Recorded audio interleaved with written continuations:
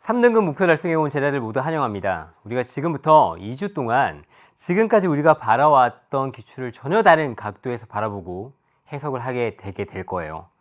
그때 전적으로 쌤을 믿고 따라와야 됩니다. 알겠죠? 기존에 수학을 그러니까 내가 원하는 등급을 받지 못했던 것이 내가 정말 공부를 안 해서 그런 것일까? 절대 그렇지 않다라는 것을 쌤이 이번 OT를 통해서 보여주도록 할게요. 그리고 앞으로 우리가 2주 동안 어떠한 마음가짐으로 강의를 들어야 되고 또 숙제를 해야 되고 내가 수학을 공부해야 되는지 정확하게 알고 갔으면 합니다. 알겠죠? 그러다 보면 조금 쓴소리도 많을 테고 조금 뼈를 때리는 말들도 많을 텐데 절대 아파하지 말고 다 너희를 위한 거니까 잘 들었으면 좋겠어요. 알겠죠? 자, 처음부터 가도록 할게요. 자, 우리가 6월 모평을 바라보게 되는데 이 지금 강의 목표가 6월 모평에서 내가 지금 3등급을 맞는 것이 목표죠. 우리는 오로지 6월 모평만 볼 겁니다. 그런 다음에 6월 모평 때 성공했으면 그런 똑같은 눈으로 수능을 바라볼 수 있는 거예요. 근데 그럼 왜 하필이면 6월 모평일까? 바로 이런 이유 때문에 그래요. 쌤이 학교에서 어이구야 뒤로 넘어갔어. 쌤이 학교에서 수없이 많은 3학년들을 지도하면서 이 6월 모평에서 원하는 등급이 나오지 않으면 대부분의 가형을 준비했던 학생들이 나형으로 갈아타게 되더라고요. 그러면 그렇게 갈아타는 과정 중에서 좌절감도 맛보게 되고 내가 지원하려고 했던 대학도 바뀌게 되고 그러면서 되게 많은 힘든 점을 겪게 되는 거예요. 그리고 나형으로 갈아탔다고 해서 등급이 잘 나오는 것도 아니에요, 실제로. 그래서 내가 포기하지 말고 가형에서 지금 3등급을 만들어 보자는 것이 이 강의 목표인 겁니다. 두 번째는 뭐냐면 수학 가형으로 최저를 맞출 수 있는 마지막 골든타임이 지금 6월 모평 전이에요. 6월 모평이 끝나고 나면 학교에서 지금 뭘 보냐면 기말고사 보게 되죠. 기말고사 보고 나면 바로 여름방학이에요. 여름방학 들어가고 나면 수시 모집 쓴다고 정신 없어집니다. 그때부터는 수능이 얼마 남지 않기 때문에 수학을 정작 공부할 시간이 굉장히 줄어들게 되고 탐구 과목에 많은 시간을 할애하게 돼요. 그럼 정작 수학으로 점수를 올릴 수 있는 시간은 지금 이 시간 외에는 없거든요. 그렇기 때문에 지금 주어진 2주 동안은 진짜 거짓말 하나 안 보태고 하루에 5시간씩 6시간씩 수학만 한번 공부해 보도록 합시다.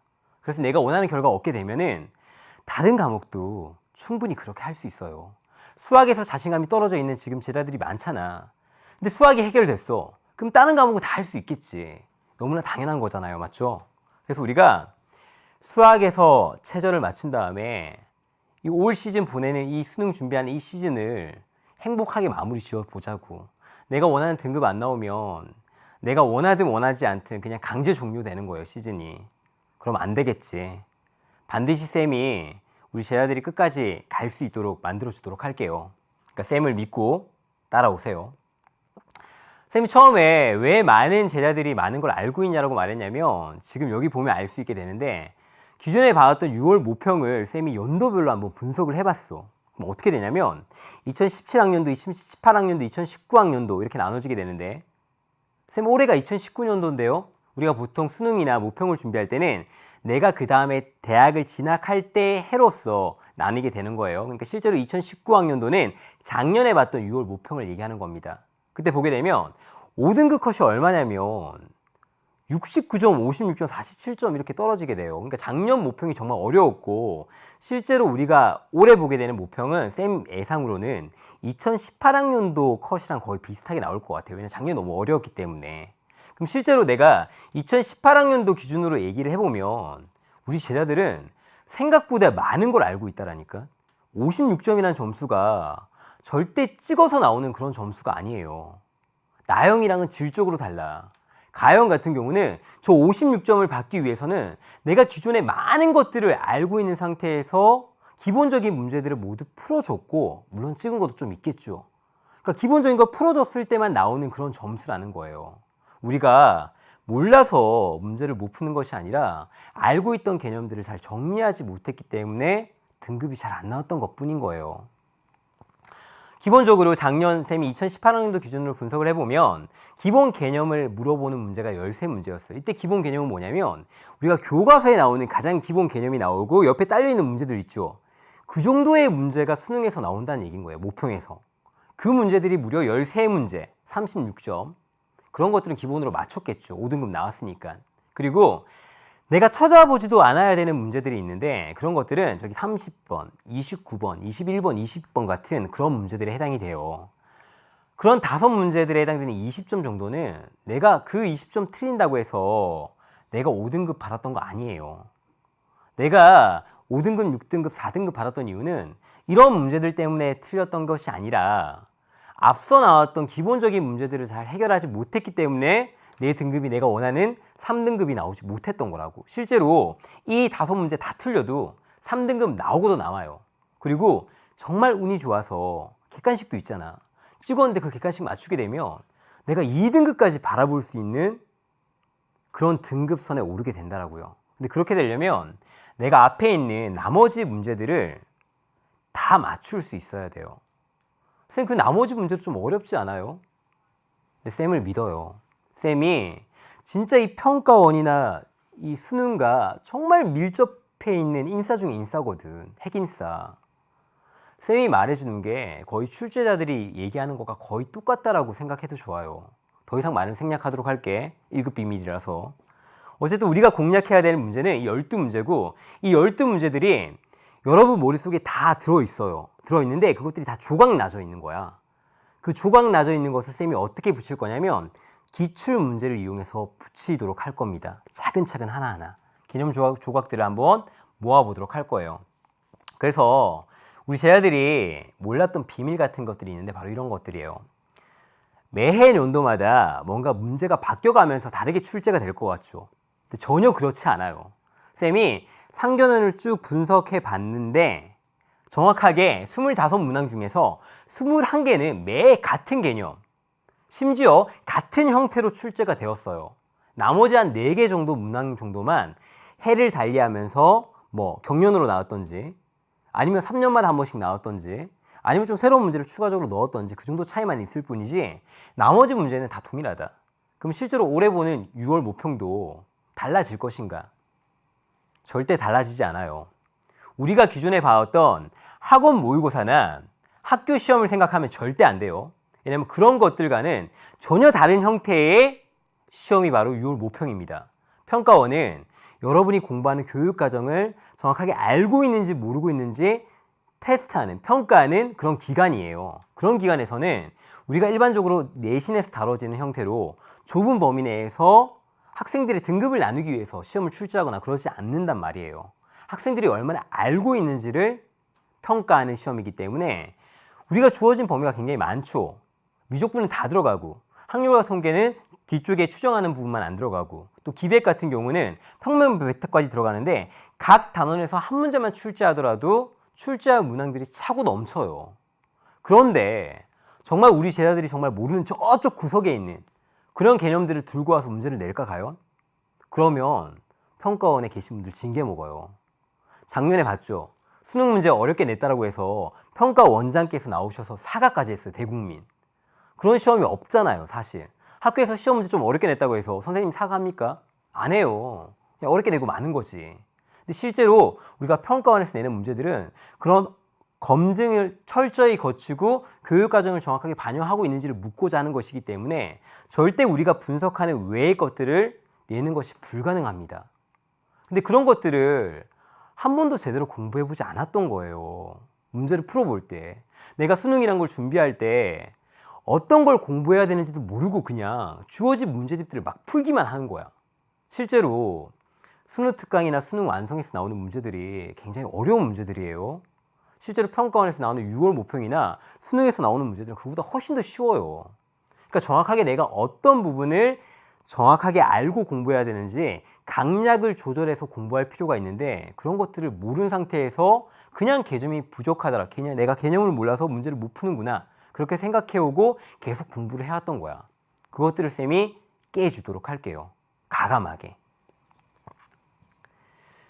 자, 그러면 이제 우리가 앞으로 전혀 다른 관점에서 수학을 바라봐야 될 텐데, 그럼 어떠한 관점에서 쌤 바라봐야 되는 거예요? 그걸 알려주도록 할게. 첫 번째는 기존에 우리가 봐왔던 기출문제를 모두 잊어버려야 돼요. 학교에서도 쌤이 기출문제 풀다 보면 우리 제자들이 뭐라고 말하냐면, 쌤, 저는 그런 기출문제 한 5번은 풀어봤는데요. 바로 구할 수 있어요. 답도 알아요. 쌤은 그런 기출문제를 수천 번 풀어봤거든. 하지만 지금 풀 때도 너처럼 풀진 않아. 하나하나 개념을 정리해가면서 어떤 의도로 이 문제를 냈을까? 어떤 개념들이 연결되어져서 이 문제를 만든 걸까? 아, 그래서 이런 문제를 풀었구나. 이런 문제를 출제했구나. 이렇게 분석을 해요. 우리 제자들도 그런 출제자의 눈으로 분석할 수 있어야 돼요. 그러면 어떤 일이 벌어지냐면 내가 알고 있던 전혀 상관이 없다라고 생각되어지는 개념들이 하나로 묶이면서 다른 문제도 풀 수 있게 되는 거예요. 문제를 많이 풀지 않고도 활용되어지는 문제들을 얼마든지 풀 수 있는 능력들이 생기게 된다고.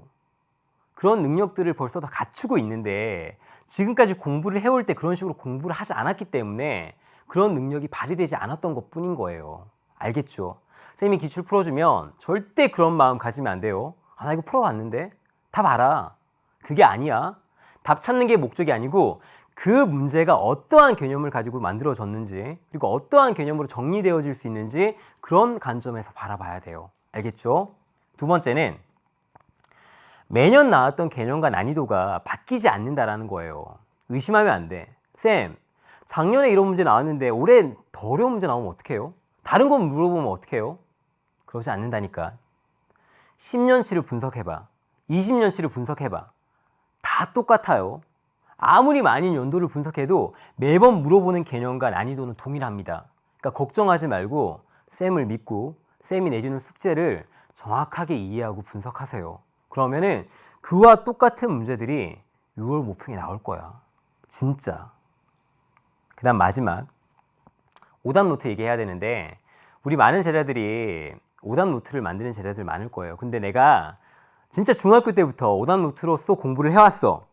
그러면 만드는 거 괜찮아요. 좋아요. 그런데 내가 고3이 되어서 야, 1등급, 2등급 만든 애들 보니까 오답 노트 다 만들던데 나도 한번 만들어 볼까? 라는 마음에서 만든 사람들은 그 오답 노트 다 치우세요. 실제로 1등급하고 2등급이 공부하는 방식과 우리가 공부하는 방식은 전혀 달라요. 그 학생들은 우리가 지금까지 해왔던 이런 과정들을 너무나 많이 연습을 해서 이런 과정들이 다 모두 끝난 학생들이야. 우리 이걸 한 번도 해본 적이 없던 학생들이고 그런데 그 학생들이 오답 노트를 정리하는 이유는 실제 시험을 봤을 때 몇 문항 틀리지 않으니까 그 몇 문항 안 틀리는 아이디어를 캐치하기 위해서 오답 노트를 정리하는 거예요. 그런데 우리가 내가 5등급, 6등급이 나오는데 오답 노트 만들면 한 번 시험 문제 받고 10대 문제 정리해야 돼요. 근데 그 열 몇 문제가 어떤 관련성이 있는 것도 아니고 막 개념들이 중구난방으로 나와 있어. 나중에 오답 노트를 아무리 잘 정리해도 그걸 다시는 보지 않아요. 실제로 안 본다니까. 나중에 수능 치고 나서 고3 교실 가보면 다 노트들이 뒹굴어 다니고 있어요. 한 번도 보지도 않은 노트들이. 정리만 열심히 했지. 그래서 그렇게 하지 말고 뭘 해야 되냐면 단권화를 해야 돼요. 쌤이 수업할 때 강조 많이 합니다. 쌤이 모든 내용들을 다 정리해주면 좋지만 우리가 한정된 시간 내에 효율적으로 공부를 해야 되니까 어떻게 공부를 해야 되냐면 강의 들을 때 기본적으로 기본서라고 불리는 것이 있는데 쌤이 단권화라고 했죠. 단권화는 뭐냐면 얇은 문제집으로 해야 돼요. 절대 두꺼운 문제집으로 하면 안 됩니다. 그래서 혹시나 수능 특강이 있는 제자들은 수능 특강을 단권화하는 책으로 삼고 내가 혹시 수능 특강을 안 샀으면 집에 있는 문제집 중에서 제일 얇은 걸 가져오세요. 그 책으로 단권화를 시작을 할 거예요. 틀리는 문제들을 내가 원하는 개념에다가 찾아서 옆에다 붙여줘요. 그리고 그 문제가 어떠한 개념과 연결되는지 정확하게 포스트잇으로 적으세요. 그리고 그 문제집에 뒤편에 보면 그 개념과 똑같이 활용되어지는 문제 그리고 내가 붙여놨던 그 기출 문제와 거의 똑같은 문제가 그 책에 분명히 실려 있을 겁니다. 반드시 그 번호를 적어두세요. 그리고 어떻게 바뀌어졌는지 그렇게 그 한 권의 책으로 단권화시켜서 계속 공부를 해나갈 거예요. 쌤이 수업 때 다 정리 못 해준다 그랬죠. 우리 제자들은 책을 딱 펼쳐놓고 그 개념을 바라봐야 돼요. 내가 오늘 정적분을 배우는 날이야. 그러면 정적분 개념을 펼쳐놓고 내가 모르는 개념이 있으면 그것을 보고 쌤이 기출 문제를 풀이하는 방식, 그 다음에 어떻게 개념을 연결하는지를 잘 보고 그 방식을 정확하게 자기 것으로 만들어내야 돼요. 선생님이 내를 그대로 복사해 가야 된다니까. 그렇게 되면 6월 모평 때 선생님과 똑같은 방식으로 생각하고 여러분이 1번부터 우리가 원하는 목표치의 문제까지 다 맞출 수 있을 거예요. 반드시. 알겠죠? 선생님이 이 얘기는 2강에서 좀 더 자세하게 해놨으니까 단권하는 방식은 그때 2강을 앞부분을 참고를 해서 보도록 하세요. 알겠죠? 자, 이렇게 하면 이제 OT가 마치게 되는데 선생님이 우리 제자들한테 마지막으로 할 얘기가 있어. 이거 신청자 받아보니까 막 많이 적혀 있더라고. 엄마가 기뻐했으면 좋겠어요. 3등급 나와서. 뭐 선생님한테 보여주고 싶어요. 친구들한테 자랑하고 싶어요. 그런 말들 뭐야. 실패하든 성공하든 내가 제일 기쁘고 내가 제일 슬퍼. 다른 사람한테 보여주려고 공부하지 마세요. 알겠죠? 성공을 해도 내가 제일 기쁘고 실패해도 내가 제일 아파요. 다른 사람들 뭐 아파할 수 있겠지. 부모님 좀 슬퍼하실 수 있을 거야. 하지만 하루만 지나면 다 잊어버리셔. 자기 생활 하신다고.